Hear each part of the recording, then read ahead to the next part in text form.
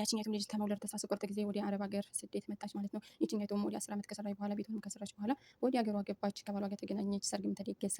እንደገና ሽር ባለ ሰርግ ተጋቡ ማለት ነው። ባልና ሚስት እንደነዛው የተጋቡት መልሰው ተጋቡ። እንዴት ነው ግን ያገቡትን ባል መልሶ ደግሶ መግባት ምናምን ነገር ደስ ይላል። ምን ይመስላችኋል እናንተ በዚህ አጋጣሚ ማለት ነው? ይሄ ወጭ ብዝበዛ የሚባለው ግን ይሄ ሀብታም ምንም አይመስልም። ለዲሃ ነው እንጂ ለዲሃ ነው ወጭ የሚከብደው ስላችሁ ነው ውዶችዬ።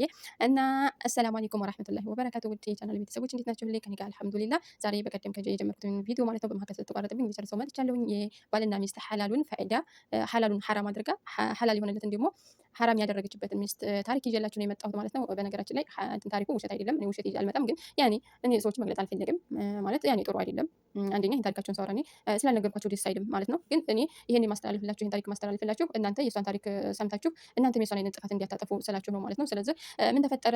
ብዙ ጊዜ ያው እንግዲህ ኖረች እዚህ ሀገርም ተጠብቁና የኖረችው ይሄን ያህል ዓመት 10 ዓመት ሙሉ ስትገባ ማለት ነው። እንግዲህ የኛ ትልቁ ችግራችን እንግዲህ አረብ ሀገር ስንመጣ የምንወልድበት ጊዜ ያልፋል ማለት ነው። አንዳንድ ጊዜ ከስራ ብዛት ምናምን በቃ ከዛም አንፃር ነው መሰለኝ እንጃ ብቻ ያው እንግዲህ አንዳንዱንም ቶሎ ይወፍቀዋል፣ አንዳንዱንም ደግሞ ያው ያዘገይበታልና ዞሮ አብረው እየኖሩ ነው።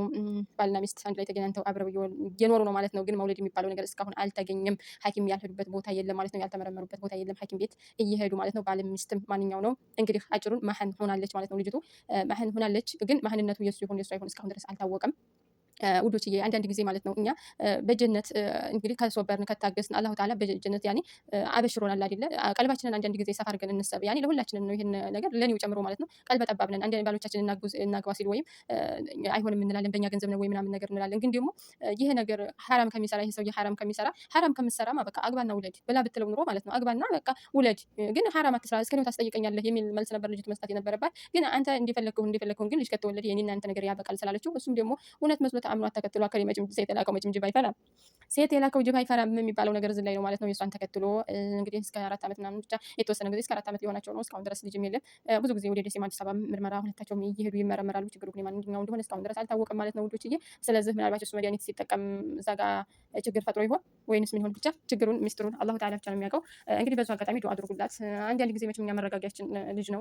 በትዳር መካከል የሚያስተሳስር ነገር ተለለ ገንዘብ ብቻውን አስተሳሳሪ አይሆንም። የሆነ ነፋስ ይገባል አይደለም? ልጅ ኑሮ ገንዘብ ኑሮ አንዱ ላይ እየተኖረ ወጣችን እንደምታውቁት የተበለሻሸ ጊዜ ነውና በጣም የተበለሻሸ ጊዜ ነው። ስለዚህ ዱአ አድርጉላት። ዱአ ያው እንግዲህ አላህ ተዓላ ልጅ እንዲሰጣት ዱአ አድርጉላት ማለት ነው። እናንተም ግን ይሄን ጥፋት እንዲያታጠፉት ስላችሁ ነው ውዶች። ሀቂቃ ነው የምነግራችሁ።